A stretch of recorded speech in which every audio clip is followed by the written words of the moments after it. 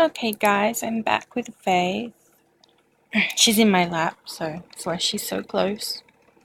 I've got her in these little harem pants because it's a bit of a warmer winter day today. It's about 20 degrees outside, I think, maybe a bit more. And I'm actually, because I haven't done a proper video for a while, one that hasn't been about selling Lily, just noticed I've got this bow upside down. That's okay, I can fix that later. I don't know if I've told you that I ordered another doll by the same artist that did Faith. Her name is Winifred, and I'll be calling her Winnie for short. And I've asked for her to be a slightly darker skin tone than Faith, and to have lighter modelling. And I specifically asked as well to have all her creases really well blended. As you know from videos I've done previously, there are quite visible brush strokes in a lot of Faith's creasing, especially in those areas and across here. There's some on her legs as well, which I can't show you because she's got clothes on. And I just said to the artist, Shaylin Maxwell, I said, would you mind just paying extra care to that? And she was really receptive and really great. She took on the criticisms really well, I suppose, because they were more constructive. I wasn't just saying, this sucks, change it. I was saying, based on previous work, I've noticed on the doll I have, there are some creases that haven't been blended and have left visible stroke marks. But that hasn't stopped me coming back to you because the rest of your work is superb. Is blending those creases, or paying more attention to blending those creases, something you don't find offensive being asked to do? And she was like, no, that's fine, absolutely I can. And I have put the deposit down on Winifred, and I would have been getting her this coming month, other than because there's been a few deaths in the family, and we've still been getting over that kind of thing, and the confrontation with Robert's family and that kind of stuff. We've been travelling along blissfully unaware that the registration on the car needs to be done this month.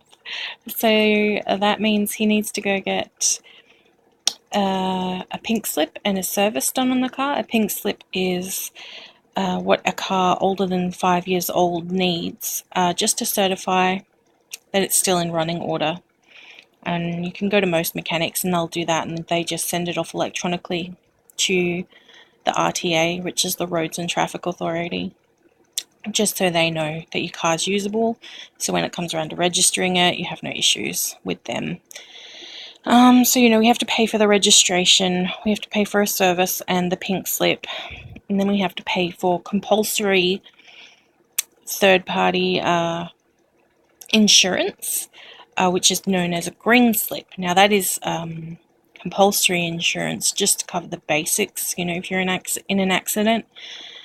But Robert, my partner, also likes to have full insurance. But the good thing with complete insurance is you can pay that through the insurance company on a monthly basis. It doesn't need to be paid up in full straight away, whereas compulsory third party does, as well as Rego, but you can do those in 6 monthly intervals. So we're probably, just to save some money, going to do that. But at the same time, I've also postponed getting Winifred by a month, just so that we can put that money towards the car instead. Now, I mentioned my glasses. Now, we're actually not going to get my glasses till we get health insurance, because that way we can claim, or with most places, you can claim after 2 months or so, but the places we're looking at, optical is an immediate claim. You can claim straight away. and he might be going through one through his work. So that would mean we'll get all the money back that they offer for optical. So essentially I might get a set of free glasses, depending on how much the frames I get are, and things like that. So I'm hoping that that happens in the next month, because Robert, I think, has a meeting with them next week with the insurance people. They're going to come to his work and they're going to have a talk about needs and wants and all that kind of stuff, and how much it would cost a month and whatnot. Because Robert's going to be 30 next year, and there's been a law introduced in Australia that if you don't have private health cover after the age of 30, you have to pay an extra tax each tax year called, I think it's called the Medicare levy, which just means you have to pay more taxes for Medicare. And Medicare is the free healthcare, and it's not bad. Like Medicare generally is free if you can get bulk billed, or if you only have to pay a gap fee at certain places. But premium care, like psychologists, psychiatrists, things like that, you'll generally find won't offer, which is why it was really great when this psychologist I'm going to try and see told me that they will bulk bill me. So I'm quite excited about that. The only thing with that is because it's through a mental health plan through the government, which means I'll only get 10 sessions per calendar year, so per 12 months, from January to December. And that's okay for now, because we've got 6 months left in the year. I can go see him every second week and it's all good. But if they choose to renew it, which I hope they do choose to renew, because I need so much help right now. Oh my God, my head is just not working properly at all.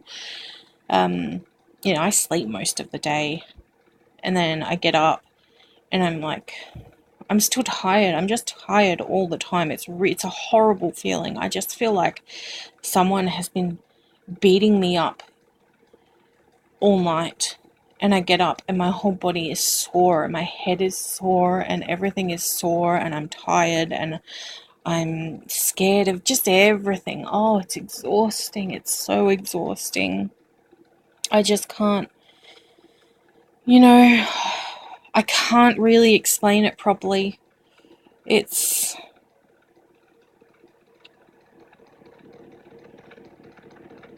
like spending every waking hour looking over your own shoulder, but you're looking over your own shoulder at yourself, because you don't know what your brain is going to do next. It's frustrating and tiring. And in Australia, if you can't see a psychiatrist, there's only so much medication that your GP can give you. That's a general practitioner.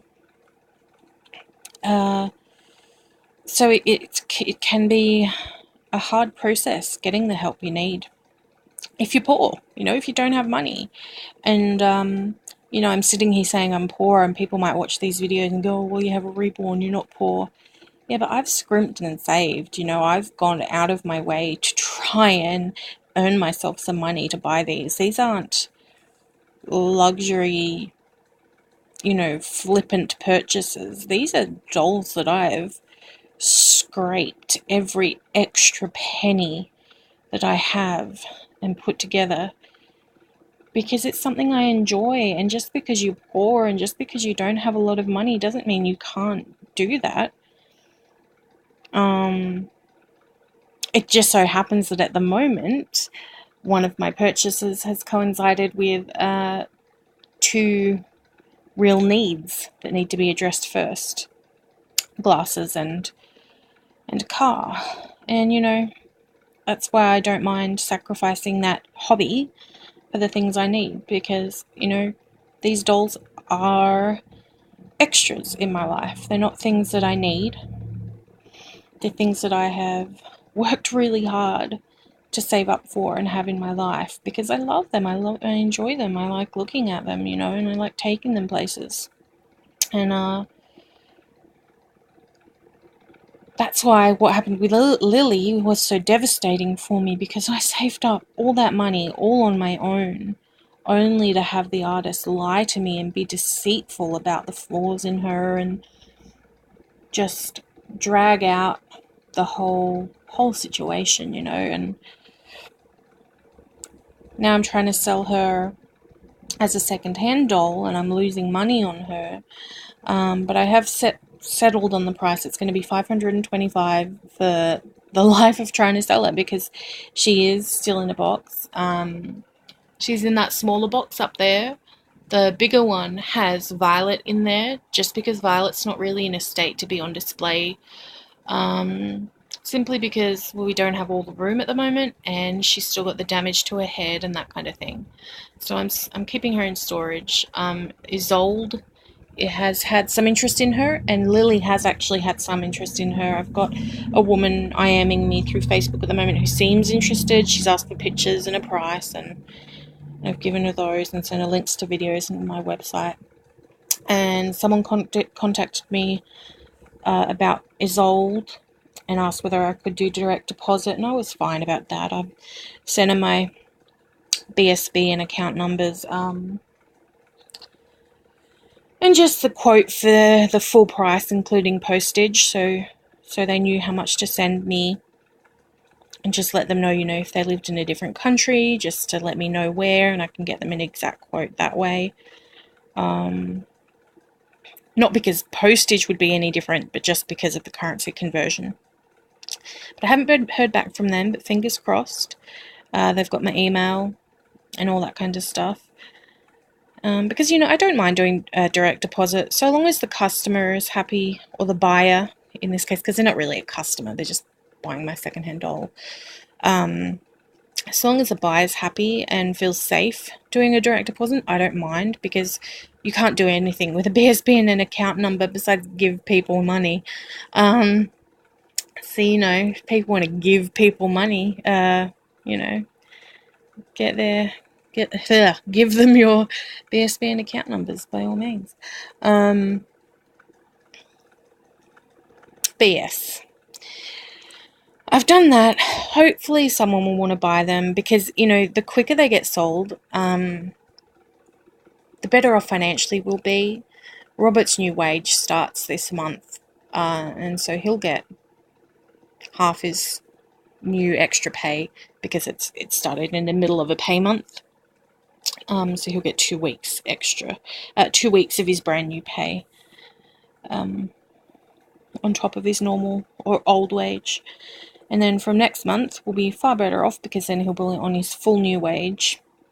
So we'll be able to afford things like groceries without worrying. And that's been our biggest worry, really, is affording groceries and petrol. You know, we shop at Aldi, which is quite cheap, and we make sure we only get petrol when it's really cheap. And sorry, I've just got to close the curtain. Oh, I think it's closed. Sorry, it's just gotten very dark. My partner's just come in the room from a shower, so I'm gonna keep my camera focused this way. You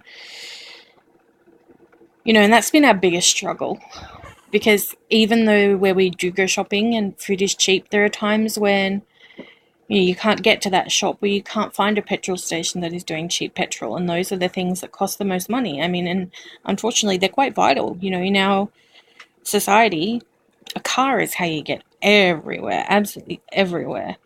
So without one, you're stuck. So that's what we've been struggling with, and that's why I'm really eager to sell Lily. I mean, her skin tone isn't to my taste. and her rooting wasn't done the way I wanted. But the biggest deal for me were those floors, and I've made those little specks as noticeable as possible. So anyone who buys her knows what they're buying. They'll either care or they won't care or they'll think nothing of it. And you know, there's nothing stopping people from offering me a different amount. I don't care. I wouldn't be offended if someone was like, oh, well, do you mind knocking this much off the price or that kind of thing. You know, if it got into the hundreds, you know, tens closer to the hundreds of dollars, I'd be like, I think you're pushing your luck, because I've dropped a fair amount. I think it's $175 overall I've knocked off the doll, and she's in brand new condition, you know. So, sorry, this is turned Lily. Literally, my life has been the Lily show every time I've come onto YouTube. So I'm actually glad I've got Faith with me, and I got to show you Harry then, and speak to you about other things, because I have just been pumping Lily. I've been, you know, in 5 or 6 different groups now, advertising her and bumping her post every day, trying to get her sold. I did have a discount on her for a little while. And no one bit at that, but I think as well, I was only in like 3 different groups then. But yeah, I do offer shipping on a worldwide and within Australia and all that sort of stuff. So, I mean, I just have to wait till someone's interested, really. But we're going to go to my mum's, visit her. I think she just actually sent me a text message that may have beeped and buzzed before. I wasn't really paying attention. So I'll check that message in a minute after I say farewell to you guys. Which I'll probably do now, actually. And I'll have another chat, because I actually have a bit more news. I have another bunch of talking to do, and this is going to be well over 20 minutes once I put the 2 videos together. So I'll do another video later today, and I shall see you guys then. Bye. Bye.